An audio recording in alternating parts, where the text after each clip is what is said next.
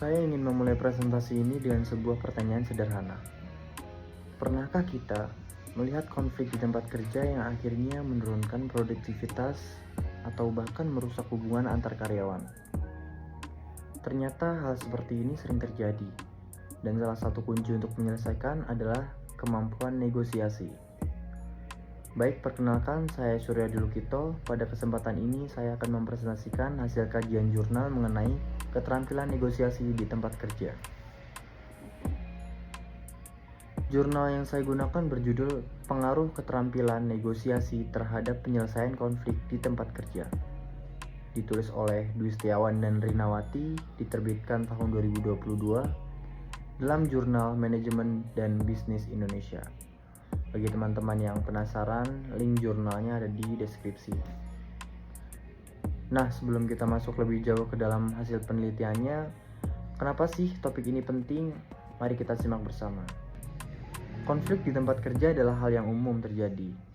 Konflik bisa muncul antar karyawan, antar divisi, atau bahkan antar karyawan dan atasan. Kalau tidak diselesaikan dengan baik, konflik dapat menurunkan produktivitas, merusak hubungan kerja, dan menimbulkan kerugian bagi perusahaan. Makanya, negosiasi punya peran penting dalam menciptakan solusi yang baik untuk semua pihak. Lalu apa sih tujuan dari penelitian ini? Nah, tujuan utamanya adalah untuk mengetahui apakah keterampilan negosiasi berpengaruh terhadap penyelesaian konflik, serta mengidentifikasi sikap dan karakter yang harus dimiliki seorang negosiator. Oke, sekarang kita lanjut ya. Metode apa yang digunakan?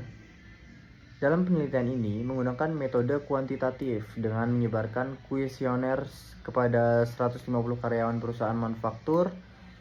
Data dianalisis menggunakan regresi untuk melihat pengaruh keterampilan negosiasi terhadap penyelesaian konflik. Nah, setelah mengetahui metodenya, apa sih hasilnya penelitiannya? Hasilnya menunjukkan bahwa keterampilan negosiasi memiliki pengaruh signifikan terhadap penyelesaian konflik. Artinya, semakin baik kemampuan negosiasi, semakin efektif konflik dapat diselesaikan. Sekarang kita analisis lebih dalam. Apa yang membuat seseorang bisa menjadi negosiator yang baik? Penelitian menunjukkan beberapa karakter penting, yaitu kemampuan berempati, kemampuan komunikasi yang efektif, kemampuan beradaptasi, persuasi, dan pengendalian emosi. Hal ini sangat sesuai dengan teori yang sudah kita pelajari di kelas, bahwa komunikasi adalah kunci dalam negosiasi. Dan ketika terjadi deadlock atau kebuntuan, negosiator dapat menggunakan strategi seperti menghadirkan mediator, mencari alternatif solusi, atau menunda pertemuan sementara. Sekarang kita masuk ke pertanyaan penting lainnya. Apa sih manfaatnya?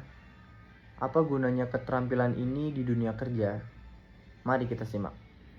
Dengan keterampilan negosiasi yang baik, konflik bisa diselesaikan lebih cepat. Hubungan kerja menjadi lebih harmonis, tingkat stres menurun, dan produktivitasnya semakin meningkat. Negosiasi bukan sekedar adu argumen, tapi proses saling memahami untuk mencapai solusi terbaik. Jadi apa kesimpulannya? Kesimpulan dari jurnal ini adalah bahwa keterampilan negosiasi merupakan kemampuan interpersonal yang sangat penting dimiliki di dunia kerja. Negosiasi yang baik tidak hanya menyelesaikan konflik, tetapi juga menciptakan suasana kerja yang harmonis dan meningkatkan efektivitas organisasi. Demikian presentasi dari saya. Terima kasih.